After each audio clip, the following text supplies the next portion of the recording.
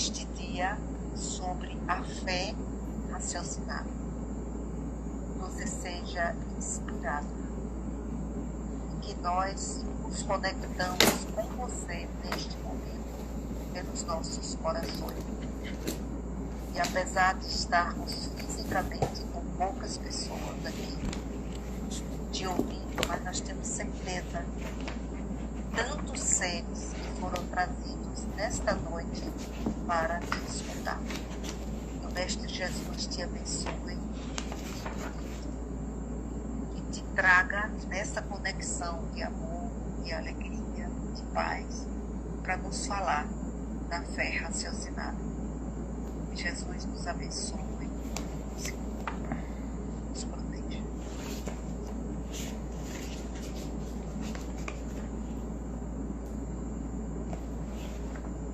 Com você, Flávio. Pronto. Já está comigo, né? Então, primeiro, eu queria novamente agradecer o convite de Dulce, que faz esses convites com bastante antecedência, e nós tentamos equacionar os títulos das palestras que vamos fazer. Dessa vez eu deixei a critério dela decidir qual o tema que seria melhor para a casa de vocês, mesmo entendendo que o Chico Xavier esteja no formato virtual, mas não deixa de ser uma egrégora que se forma, né? E a gente de alguma sorte está em conexão com poucas pessoas ou muitas, não importa. O que importa é que estejamos irmanados com o propósito de continuar olhando para dentro, buscando se conectar com o que há de mais genuíno em nossos corações, buscando olhar para as questões existenciais, e hoje em particular, que o tema que ela escolheu foi a fé raciocinada. Esse tema, portanto, que é dito em toda a codificação e que nós podemos trazer como grande chamado, né, que é o frontispício do livro Evangelho segundo o Espiritismo, quando vai dizer Allan Kardec que fé raciocinada, o tema é a fé raciocinada, é aquela que consegue encarar a razão face a face em todas as épocas da humanidade, né?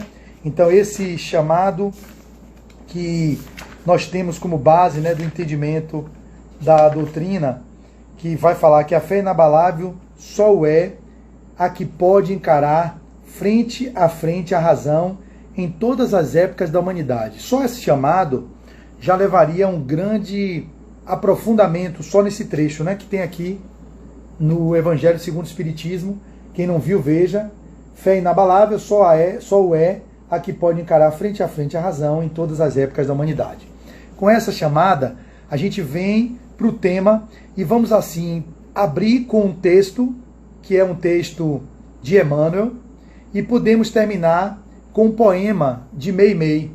Então, Emmanuel, por Chico Xavier, traz um texto no livro chamado Senda para Deus, que eu vou começar lendo o texto, e a partir da leitura do texto nós desdobramos a nossa fala, baseado no Evangelho, baseado no Livro dos Espíritos, mas mais segurando nesse chamado que Emmanuel nos faz.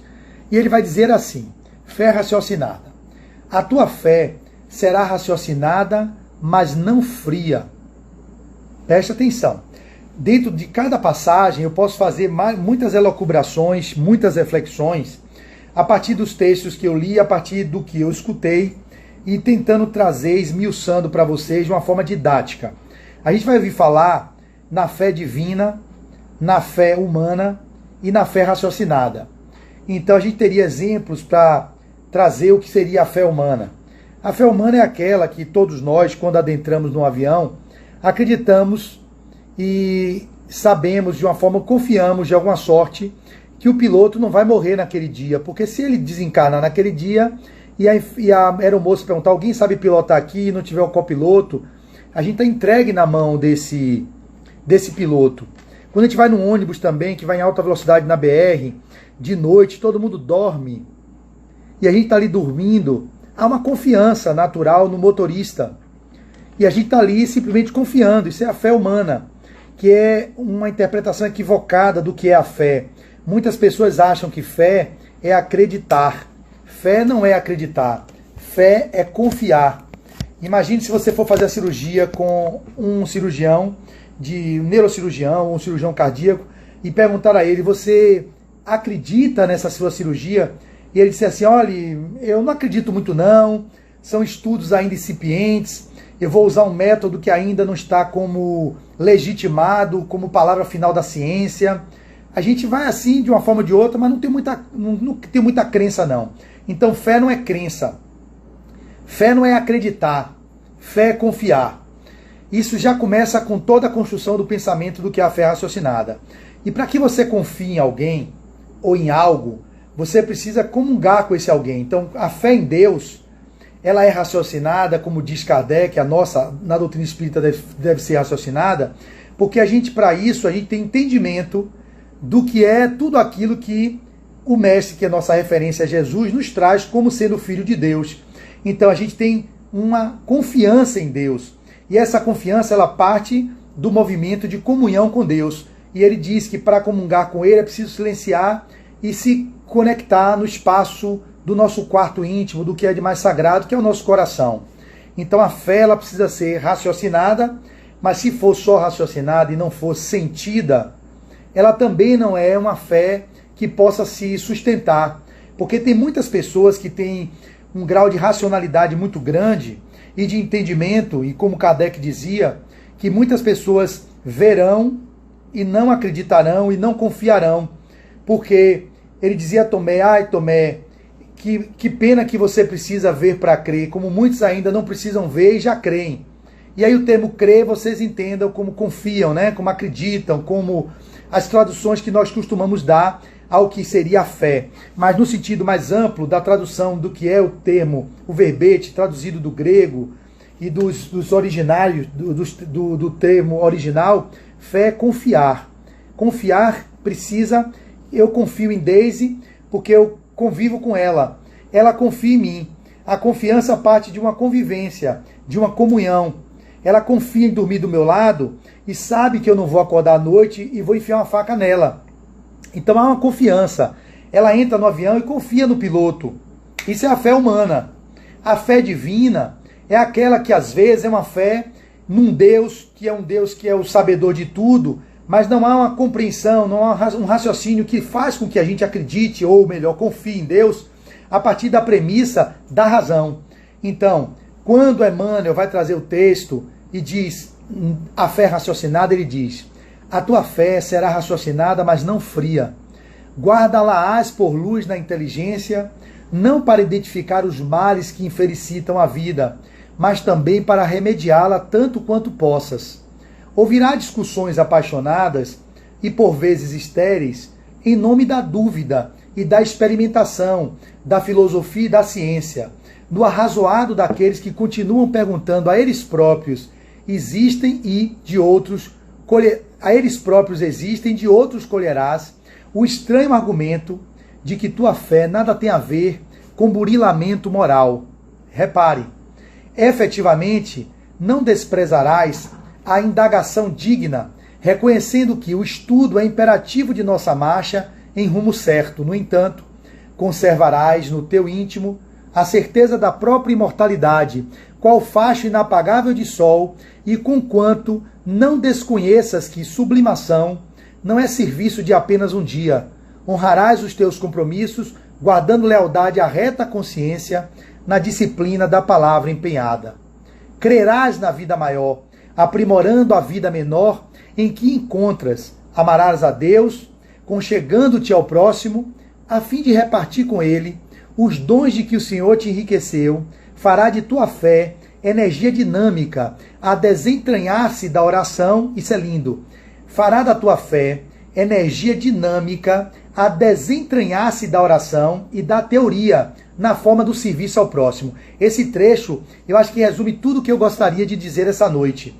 Fará da tua fé, ou seja, aquela fé que é apenas divina, mas que fica pautada numa crença de orações eternas, de orações, de peditórios ou de agradecimentos, que não há uma forma de serviço direto ao próximo, ela é uma fé que a gente diria morta. Ela não produz resultados. Por isso que Kardec vai dizer que a fé inabalável, a fé raciocinada, ela se sustenta na razão, porém, ele diz também que fora da caridade não há salvação. Ou seja, não adianta ter só fé. e que ela seja raciocinada com os melhores raciocínios que nos façam saber que nós somos seres imortais, que fomos criados por Deus, que nosso destino é a bem-aventurança, ou a nossa perfeição, no termo mais antigo, ou a nossa autodeterminação, ou a nossa designação pessoal. Não adianta a gente ter compreensão cognitiva disso tudo. Se você só é rico de compreensão cognitiva, mas não há sentimento nesse movimento, ou seja, é a fé em ação, é a fé que se torna como forma de serviço ao próximo, nada disso valerá. E a gente, parafraseando aquela grande canção, né, do poeta, que dizia: ainda que eu falasse a língua dos homens, que falasse a língua dos anjos, sem amor eu nada seria. O que significa? A caridade é o amor em movimento. Então é preciso ter a fé raciocinada, pautada naquilo que a gente compreende como o nosso grau de esclarecimento, pautado em tudo aquilo que a gente leu, em tudo que o Cristo falou, em tudo que ele nos deixou, e que tem exemplos no Evangelho, e o maior exemplo de uma fé raciocinada é do centurião romano, que, mesmo compreendendo que ele era um gentil, ou seja, um pagão, e sabia que não merecia ter a presença de um ser como Jesus na sua casa, ele manda seus servos irem na frente, pedir ajuda ao Cristo para ajudar uma pessoa que estava doente na sua casa. Ele, no meio do caminho, olha que fé desse homem, como ele conseguia compreender a fé no nível de uma racionalidade que poucos daquela época tinham. E Jesus, como era um grande provocador, ele era um grande incitador da zona de conforto que aqueles fariseus, os doutores da lei vivenciavam. Ele pega o exemplo de um centurião romano, que era um gentil e, portanto, é um exemplo de pessoa que era considerado pagã, não estava dentro do judaísmo, Jesus era judeu, e mesmo assim ele pega esse exemplo de um pagão para trazer para aqueles judeus, os fariseus, os hipócritas, o exemplo de uma fé que era uma fé que ele nunca viu em Jerusalém, em toda Jerusalém, ele jamais vira uma fé do tamanho daquele centurião, que disse: não, se eu sou um centurião, e eu fui centurião romano, né? Eu vivi em Roma Antiga e fui centurião. O centurião comandava uma centúria. São 80 soldados que têm seus agregados, daria um total de 100 pessoas.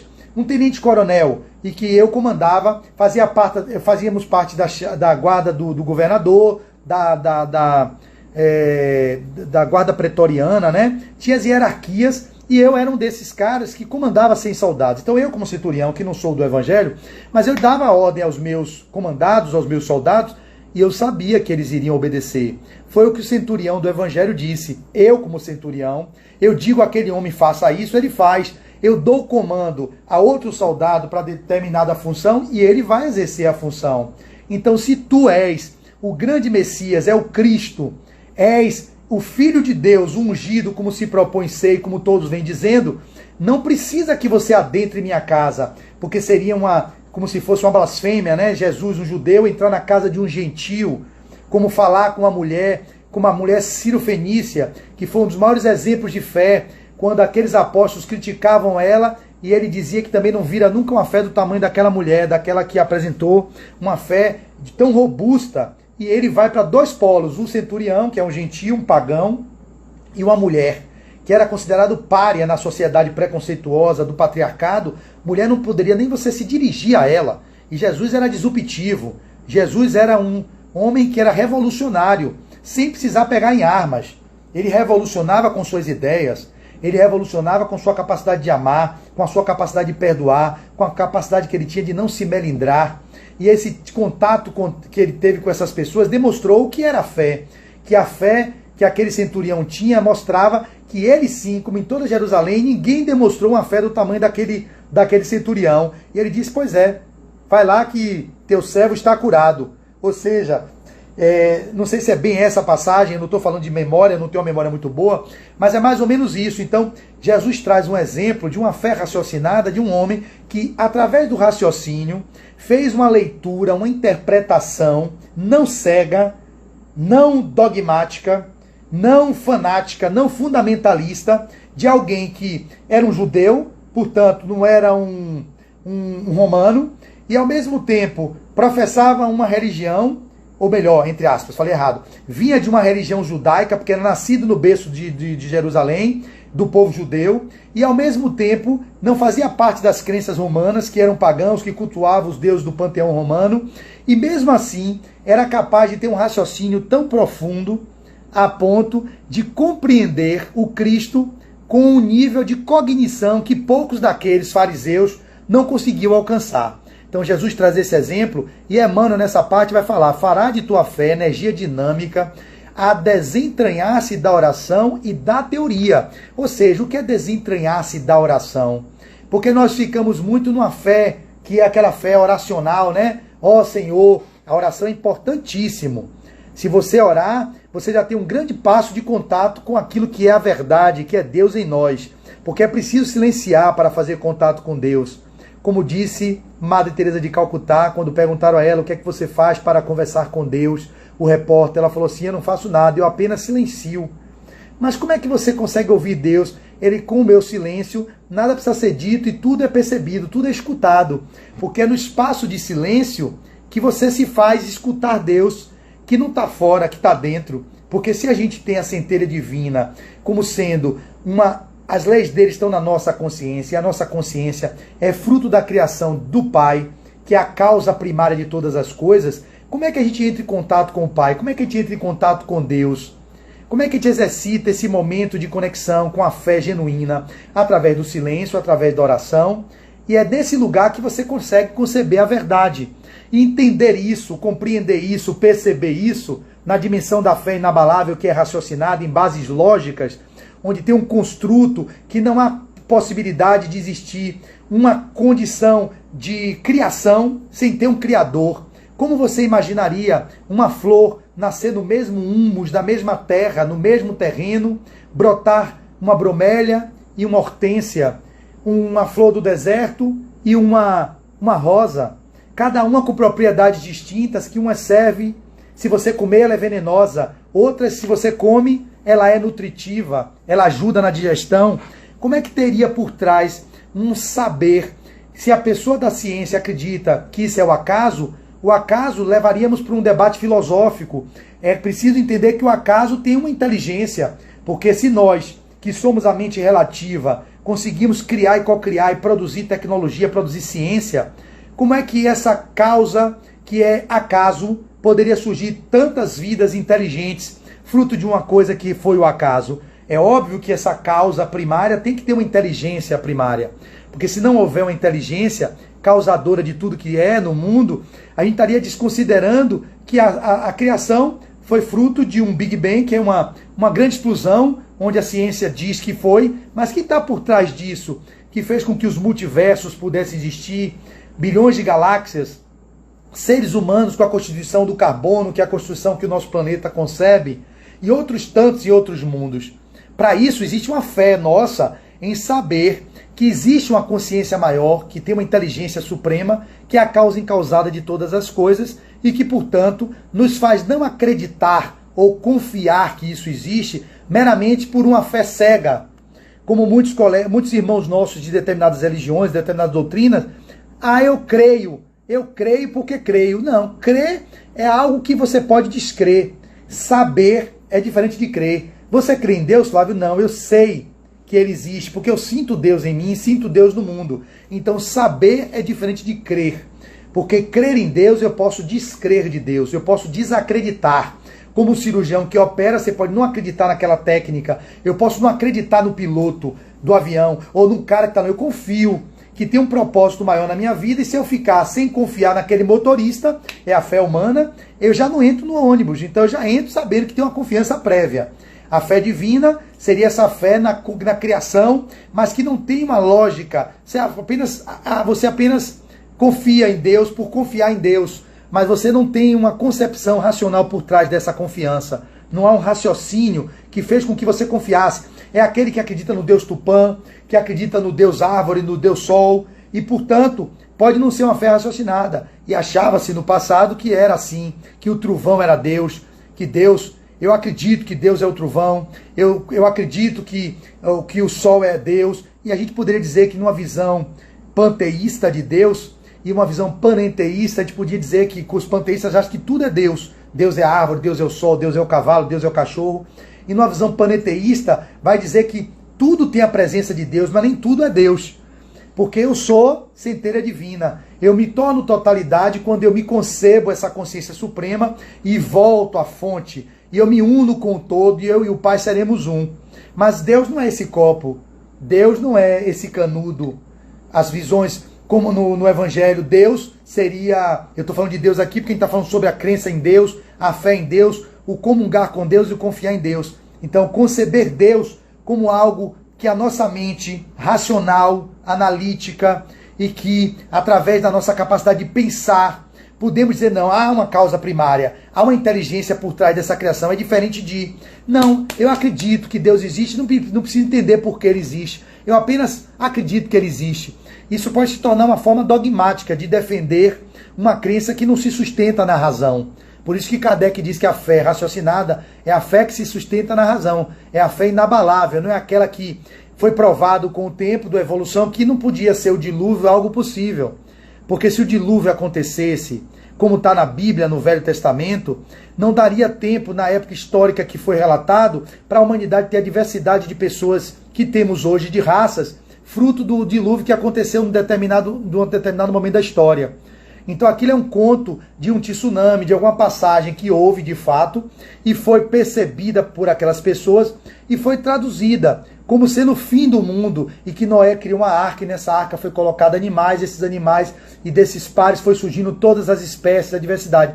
Isso é uma fé cega, é uma fé que não raciocina, é uma fé que é dogmática, é você dizer passagem do Evangelho, não, está escrito, e aí a letra que mata e não o espírito que vivifica, e muitos chamados Bíblias, são, o Leonardo Boff fala isso, os Bíblias, são aqueles que ficam as Bíblias debaixo do braço, e nem tem capaz de interpretar o que está escrito. Não, está escrito é verdade absoluta. E essa verdade absoluta é a fé dogmática, não é uma fé raciocinada, não é a fé pautada na razão. Eu acredito que eu acredito, eu creio nisso. E aí pronto, eu creio e não tenho que me diga contrário, porque a crença é algo que o que crê de forma dogmática não é passivo do contraditório, não é passivo de uma racionalidade. Eles não aceitam o contraditório. Então, Emmanuel, ele vai continuar dizendo: aceitarás a mensagem da sobrevivência a falar-te do amanhã, por bendita orientação destinada à vivência de hoje, de modo a que faças melhor através da convivência com teus irmãos.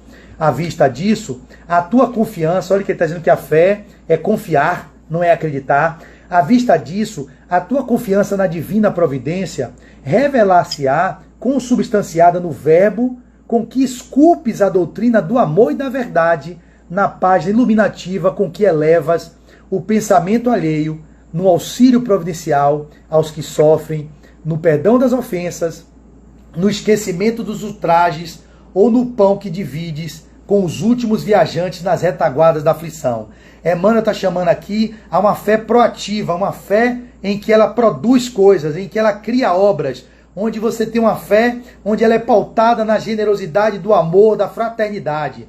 Ser-te-á ela, a fé raciocinada, ele está falando da fé, ser-te-á ela o arado precioso para rotear a gleba do mundo, onde a vida te aguarda, as sementes de progresso e renovação no poder do trabalho e na força do bem. E ele termina, Emmanuel, tua fé raciocinada constituirá por fim a lâmpada que Allan Kardec te colocou nas mãos para que a chama da caridade nela flameja constantemente. Caminharás com ela e por ela atingirás a compreensão real dos ensinamentos do Cristo, aprendendo a servir com ele, nosso Mestre e Senhor, para que o reino de Deus se levante no coração dos homens, construindo a felicidade dos homens para sempre. Está no livro Senda para Deus, de Espíritos Diversos, Médium Francisco Xavier. Essa passagem, fé inabalável, ou fé raciocinada, foi escrita por Emmanuel. Então, nesse texto, nós já temos aí um grande material para nossas reflexões, que obviamente aqui com Gabriel, com Vivaldo, esse grande ser que é pequenininho, mas é grande na alma, com a Delci, que que até agora o vídeo não caiu de jeito nenhum.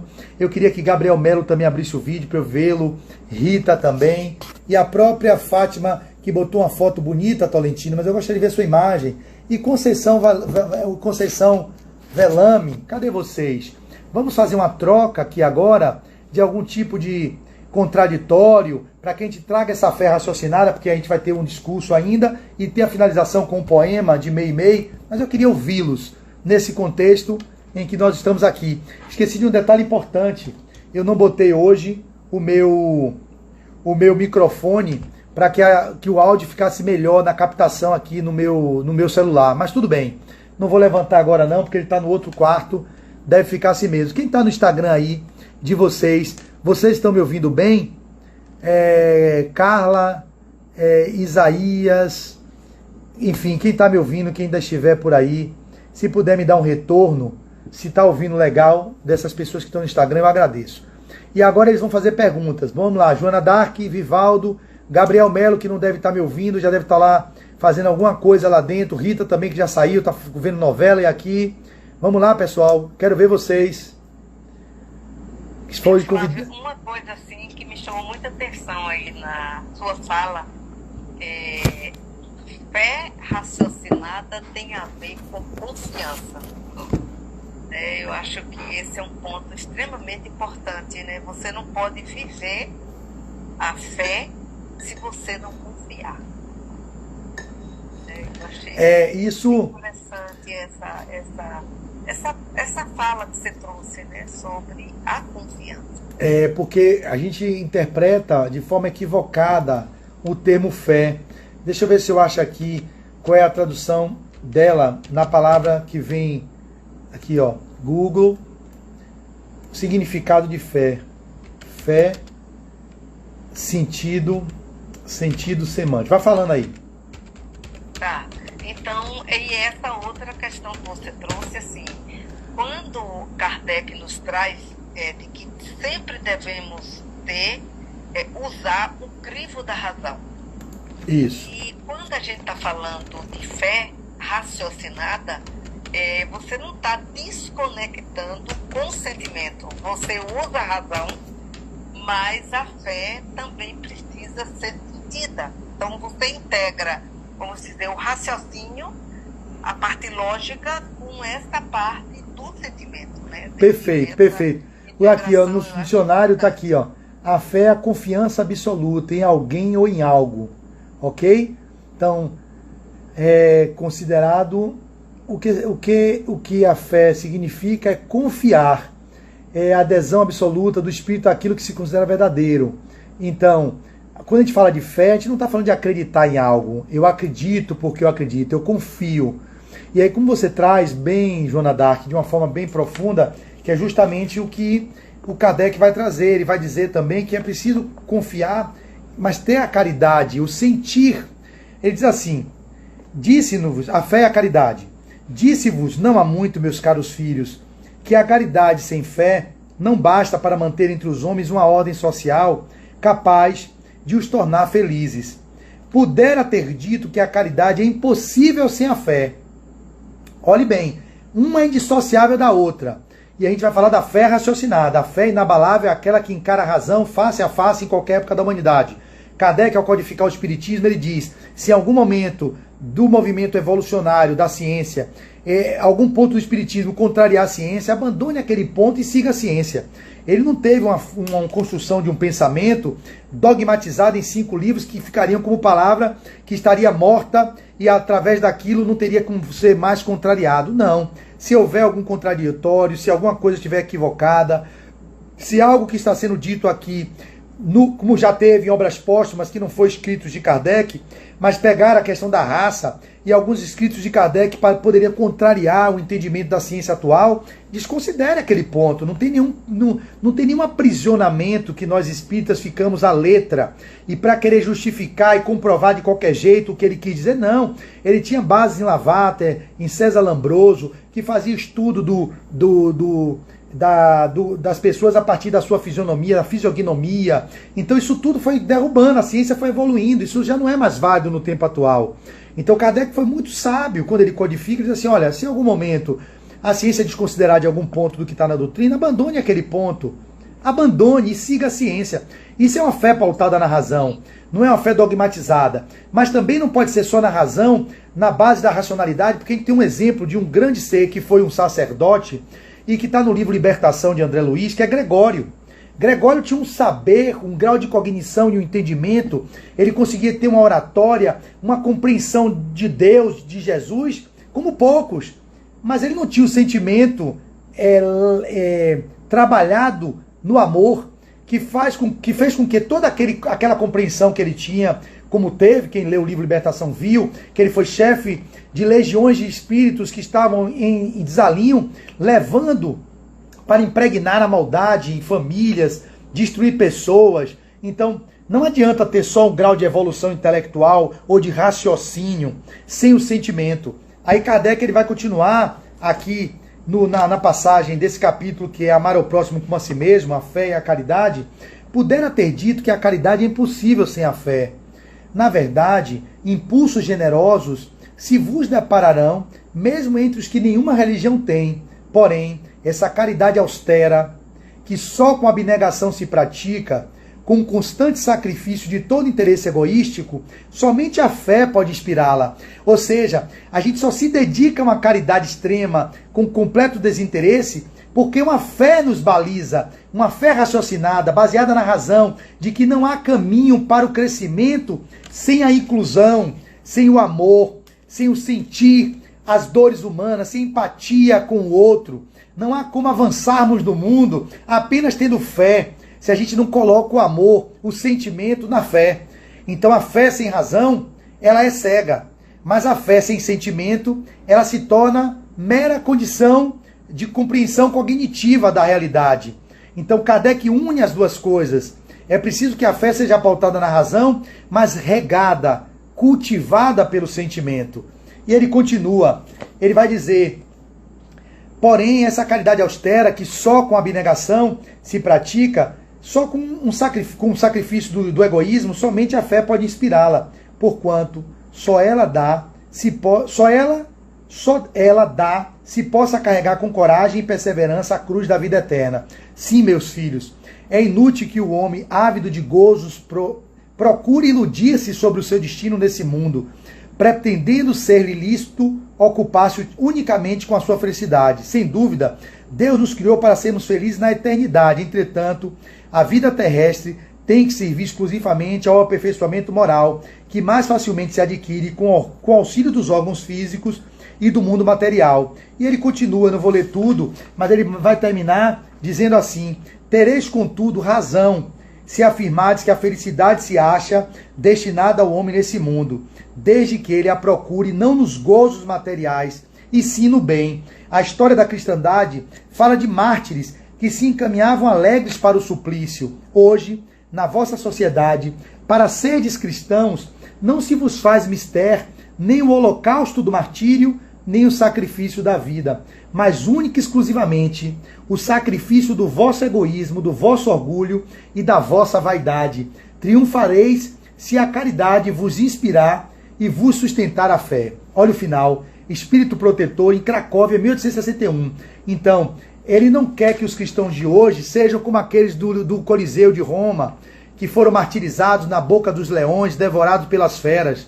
Não precisamos disso hoje. Hoje, na sociedade odierna, moderna, ele só requer que os cristãos façam-se sacrifícios do seu ego, do seu orgulho e da sua vaidade. E assim, nós triunfaremos se a caridade, que a caridade é o amor em movimento, vos inspirar e vos sustentar a fé. Então isso aqui é muito profundo.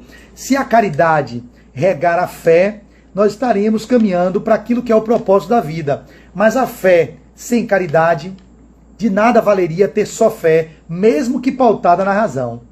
Beleza, Joana? Mais contribuições de vocês, por favor. Porque das contribuições eu exploro mais o tema. Bora, seu Vivaldo. Fala que eu te escuto.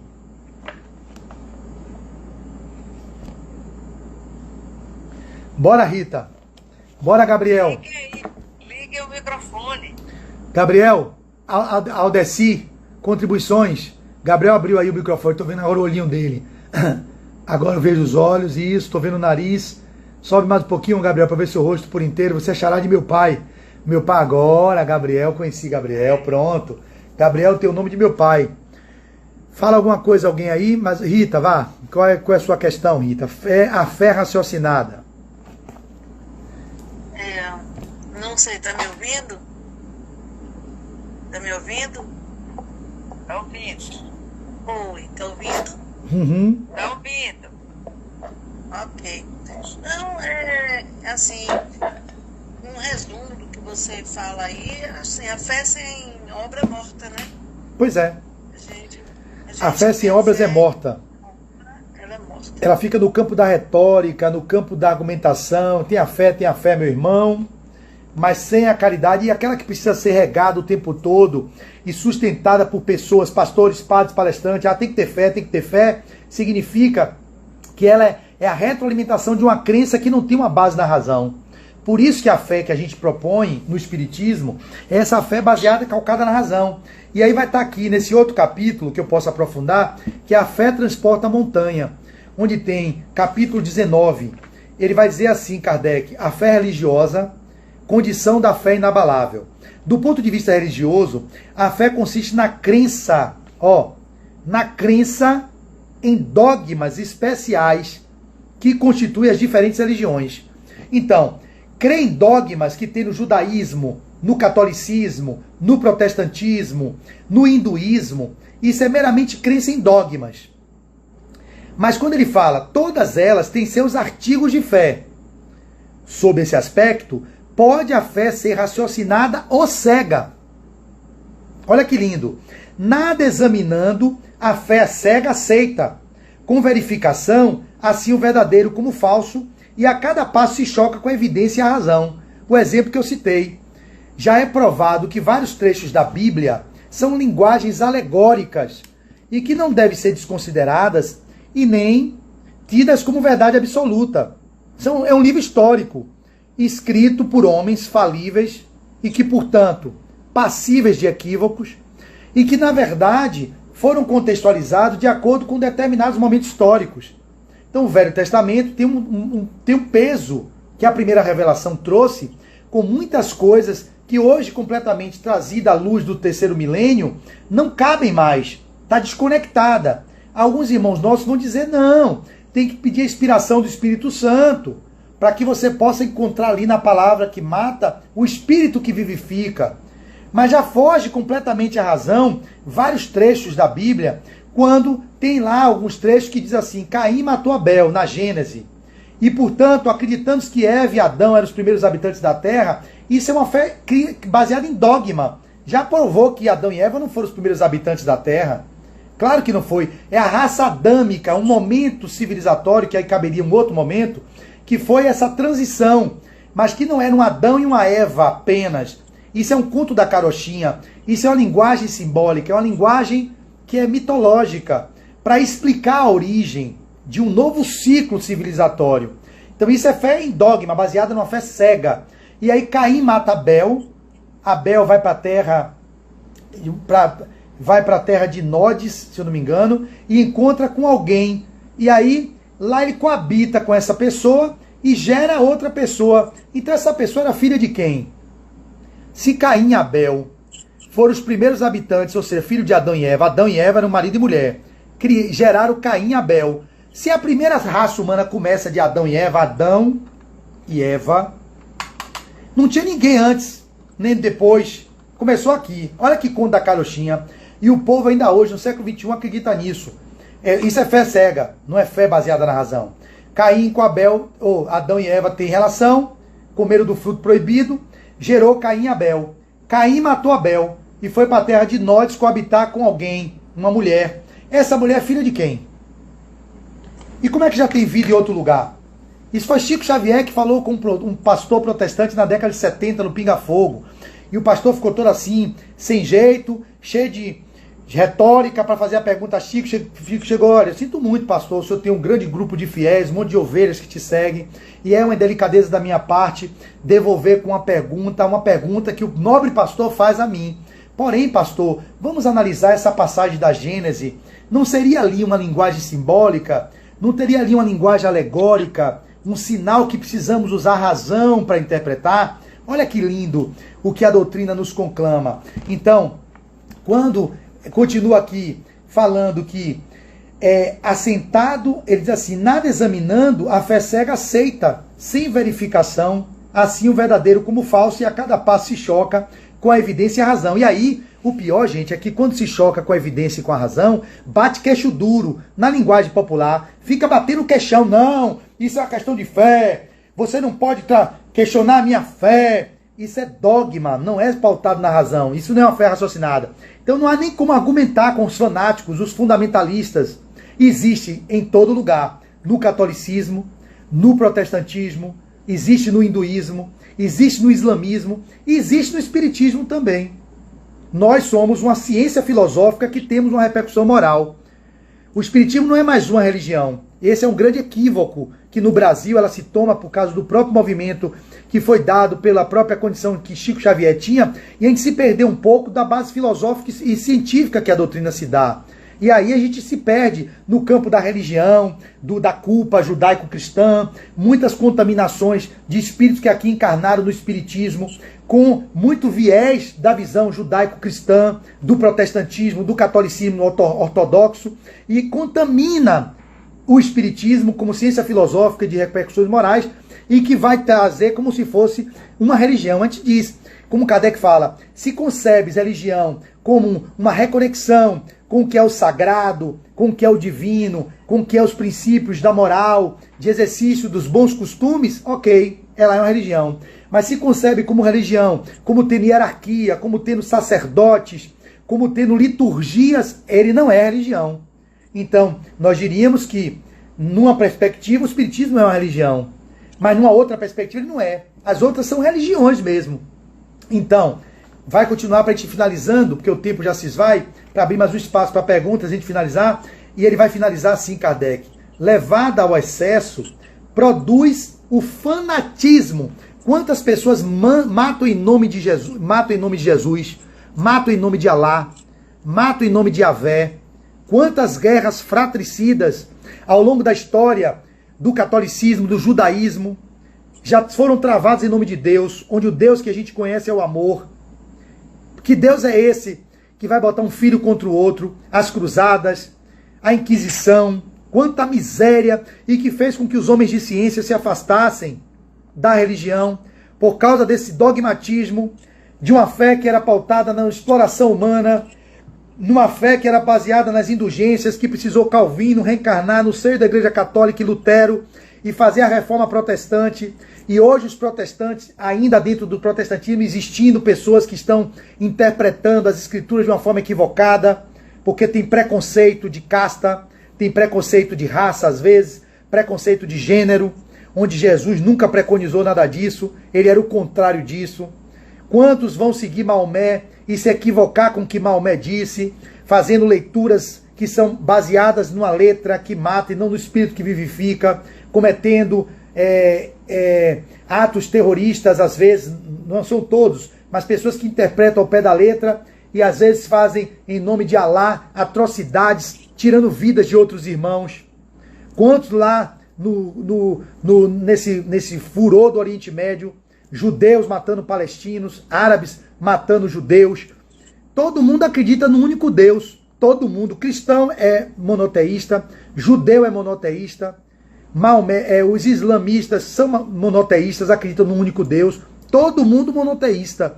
Se acredita no único Deus e o Deus é único e o Deus é de amor, todos eles preconizam um Deus de amor. Que Deus é esse que faz um irmão matar o outro? É uma confusão que a gente faz que leva ao que nós estamos vivendo nessa sociedade. Uma falta de raciocínio na fé que deveria ser raciocinada. E aí termino. Assentando no erro, cedo ou tarde desmorona. Somente a fé que se baseia na verdade garante o futuro, porque nada tem a temer do progresso das luzes, dado que o que é verdadeiro na obscuridade também o é na luz meridiana. Cada religião pretende ter a posse exclusiva da verdade. Preconizar alguém a fé cega sobre um ponto de crença é confessar-se impotente para demonstrar que está com a razão. Então, fé cega é você querer brigar e dizer assim, não, eu não tenho tempo a perder e não quer se basear no raciocínio. Então, Kardec ele vai dizer aqui, ou melhor, as passagens vão trazer que não importa, que a gente não falou fora da caridade não há salvação. A gente não falou fora da verdade não há salvação. Não falamos fora da igreja não há salvação. Falamos fora da caridade não há salvação. Porque o muçulmano, o protestante, o cristão, melhor, falando cristão, o que seja hindu, o que seja muçulmano, o que seja judeu, não importa. Todos eles, se tiver amor, se tiver a caridade, se tiver o que é o propósito da benevolência para com todos, a indulgência para com as faltas alheias e o perdão às ofensas, com isso nós estaremos fazendo com que a máxima do Cristo, e que também é das outras, que traz o amor como norte e base de sustentação da vida, nós não estaríamos tendo matanças, nem mortes, nem destruições e nem brigas entre religiões.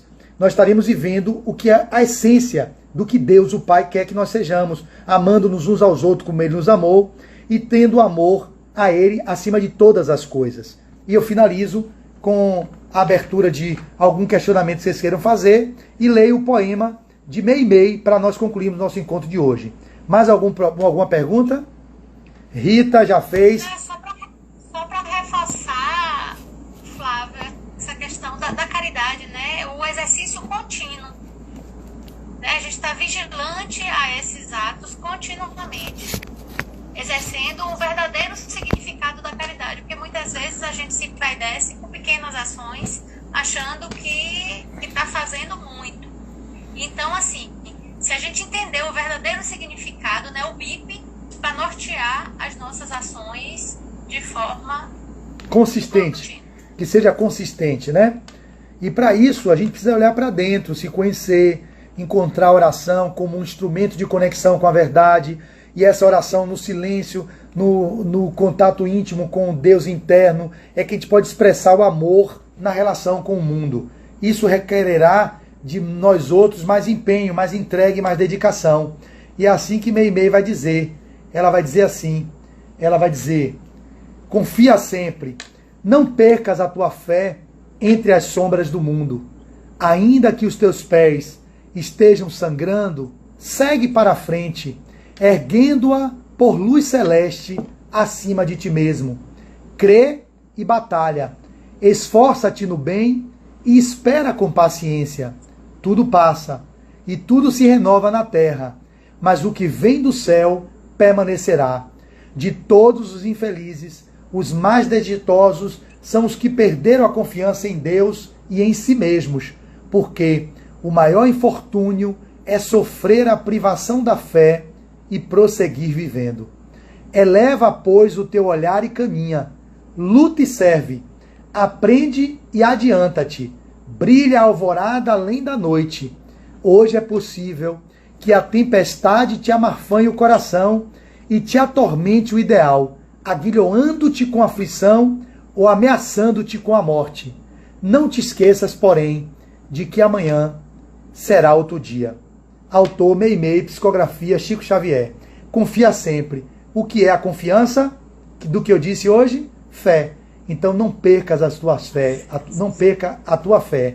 E com ela, confiando que o que está posto tem um propósito, e nesse propósito é o amar e o servir, nós estaremos caminhando para a nossa designação pessoal, para a nossa autodeterminação, para o vir a ser, que é a bem-aventurança e a plenitude que todos um dia alcançaremos se seguirmos com ela, com a fé inabalável, pautada na razão e com aquela sustentação do sentimento, que é o ato do amar, do servir no mundo, gerando um mundo que possa ser um mundo melhor. É isso que eu tinha para hoje. Agradeço a atenção dos senhores e das senhoras que nos ouviram hoje, nessa noite, e aqueles que nos ouvirão a posteriori no meu Instagram e também no meu canal do YouTube, Flávio Nery de Azevedo. Eu estou gravando no Instagram desse jeito, porque eu posto no meu canal do YouTube. Instagram, pouca gente assiste, porque ninguém tem paciência de ficar vendo 50 minutos de palestra. Hoje essa sociedade utilitarista, imediatista, que não aguenta ficar com um vídeo de 30 segundos, já está se livrando, que dirás ouvir uma palestra de 40 minutos, 50 minutos. Então não ouve. Então no YouTube, as pessoas têm o recurso de botar na velocidade 1.5, 1.75, eu já falo rápido, mas tem colegas meus que conseguem me escutar com 1.5, 1.75 e ouvir bem, pegar a energia do que eu estou dizendo. E assim consegue dar uma celeridade nesse mundo de tanta velocidade, tanta rapidez e de tanta perda do tempo com o que é essencial, com a substância, com aquilo que poderia ser a nossa entrega a conteúdos mais consistentes para poder não viver essa sociedade que está aí fora perdida, né? No imediatismo e na frivolidade, perdendo aquilo que é o essencial, que é o contato com aquilo que nos enobrece, que nos faz crescer e nos leva para o mais. Tá aí, gente. É isso. Joana, passo a palavra a você. Muito obrigada, Flávio, pelas suas reflexões conosco, né? Eu acho que nós estamos vivendo um momento, né? Um momento pré-carnavalesco. A gente precisa acionar essa fé nesse nível de compreensão assim mais profundo, né? Então, que tudo isso seja acolhido nos nossos corações para que a gente possa, inclusive agora, passar para a segunda fase, né, dos nossos trabalhos com o nosso passe, né, coletivo, tá? Eu vou me despedir do pessoal aqui do Instagram. Hã? Certo. Você falar o quê? Se você quiser ficar para o passe, né, se você quiser continuar para o passe, a gente faz esse trabalho de um passe coletivo. E dura quanto tempo? Virtual. Coisa de 5 minutos no máximo. Tá. Eu vou finalizar aqui no meu Instagram para despedir do pessoal, tá bom? E deixar aqui o vídeo guardado. Vocês aí que não se inscreveram no meu canal no YouTube, todas as minhas redes sociais, é meu nome completo, Flávio Nery com I de Azevedo. Baixem lá, Flávio Nery Azevedo. Eu vou voltar a alimentar com algumas mensagens de Marta que estão aqui guardadas. Eu não tive ainda como parar para fazer as gravações. Vou voltar a postar alguns vídeos e palestras minhas que estão guardadas. Estou me organizando aqui nesse período do carnaval, vou fazer isso. Vou botar para girar aí as palestras que estão retidas e os meus vídeos de Marta com Marcel, que nunca mais eu postei, tá bom? Então, pessoal do Instagram, até breve. E aqui eu continuo um pouco mais com vocês aqui no canal de vocês no Zoom. Um abraço, gente. Aqui eu